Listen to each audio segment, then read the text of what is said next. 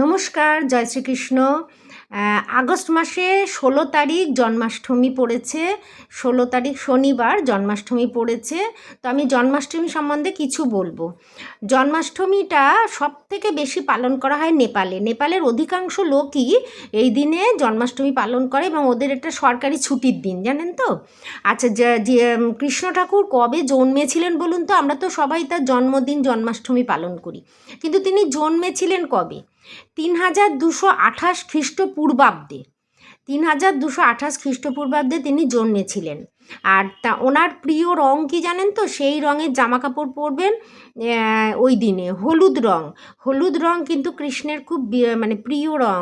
ওই দিনে হলুদ রঙের জামা কাপড় পরবেন, পরে পুজো টুজো দেবেন, বা শ্রীকৃষ্ণকেও যদি জামা কাপড় কিনে দেন তাহলে হলুদ রঙের কিনবেন, উনি কিন্তু হলুদ রং খুব পছন্দ করেন।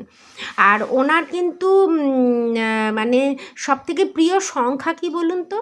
ওনার প্রিয় সংখ্যা কিন্তু 8। কেননা উনি 8 সংখ্যায় মানে জন্মেছিলেন এবং 8 নাম্বার দিনে জন্মেছিলেন। অষ্টম গর্ভের সন্তান ছিলেন, দেবকীর অষ্টম গর্ভের সন্তান উনি ছিলেন, এবং 8 নম্বর দিনেও উনি জন্মেছিলেন। আর বিষ্ণুর অষ্টম অবতার ছিলেন। বিষ্ণুর তো অনেক অবতার ছিলেন, তার মধ্যে অষ্টম অবতার ছিলেন শ্রীকৃষ্ণ। আর কৃষ্ণের কবে মৃত্যু হয়েছিল বলুন তো? সেটা কোন যুগ ছিল?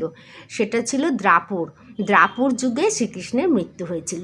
তো জন্মাষ্টমীর দিন আমরা এই কটা কথা বললাম। অবশ্যই জন্মাষ্টমী পালন করবেন। জয় শ্রীকৃষ্ণ। রাধে রাধে।